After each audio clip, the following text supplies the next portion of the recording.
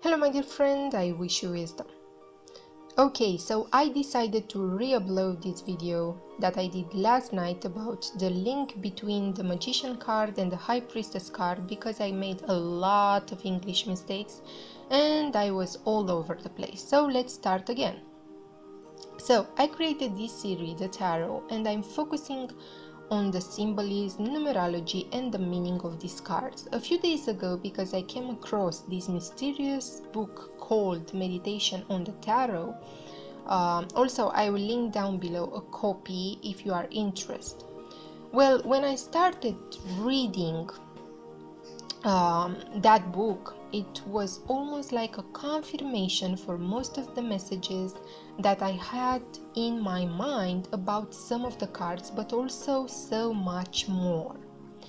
Well, I think that when we enter into this whole Kabbalah tarot magic domain, we should have in mind to read a little bit about the emerald tablets. In the emerald tablets, we have that statement, as above, so below. And if you look at this statement, practically it says that what is up is down here also, which is indeed very powerful. Now let's look at time. When we think about the term time, in our mind, these three words pop up: past, present, and future. But if you look at the present, practically it's a repetition in some shape or form of the past. And if you look at the future, it's a repetition in some shape or form, evolved, that's for sure, of the present moment. So as above, so below. But in order to connect, for example, with the higher self, you can only do that in one point of time, which is now. If you are thinking about what was and what will be, you lost it. So if we are interested in this subject, magic, we will come across this formula which states to dare, will, and keep silent. Well, where am I going with this? If you look at the Magician card, in that card we find this man who has on his table the four suits of the tarot, the four elements. He is the one who has the four elements in check within himself, the element of earth, fire, water, air. And because of that, he is able to control also the environment as well. He has a certain rhythm inside him, and that's what he projects. I think this card stands for to dare and will.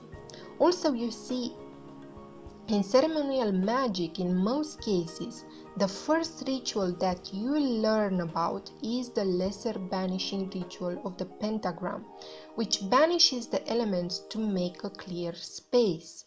Even in yoga, you have exercises destined for that. Also, you have in ceremonial magic certain grades that transforms you and make you able to control the elements inside you even better. And that's why it's so important to meditate, because meditation calms you down and you are more sharp over time. You start to have more discipline, and that's shown outside as well.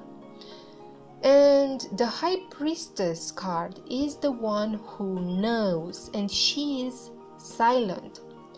And because silence, in that state only, you'll start to see flashes. And if you are not stable, those flashes mostly will work against you.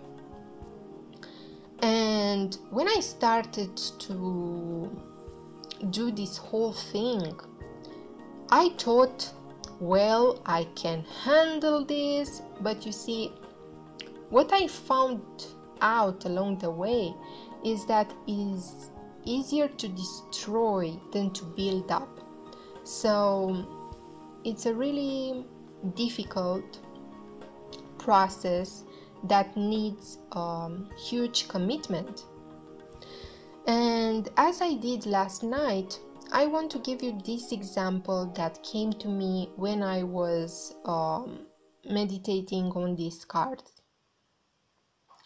You see, we have a woman that taught all her life that men cheat. In the past, she always had these movies inside her head, different scenarios about how her man may cheat on her. Then while she is looking at this movie, she builds up the will, a rage. And because she builds up a rage inside her, that is a really powerful energy that she directs successfully to the whole scenario. I mean, she applies perfectly the formula. She knows how to play. And you may think, well, that's unfair, but look at people who are miserable for a second. Observe how they apply the formula. You'll be amazed that these people apply the formula perfectly. Dare and will. Then here comes the High Priestess. She starts to write down the book. She keeps silence because she, in the depths of her being, knows that all men cheat. And surprise, surprise, when the present moment comes, she may find out that her husband cheated on her.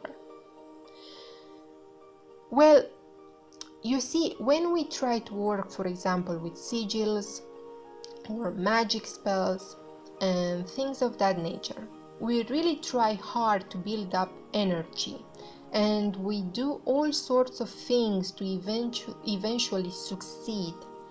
But that woman out there, because she has a certain rhythm, because she knows the formula, she applies it well, because all her life she was in that state. I hope that I didn't confuse you, but think about it. Think about it.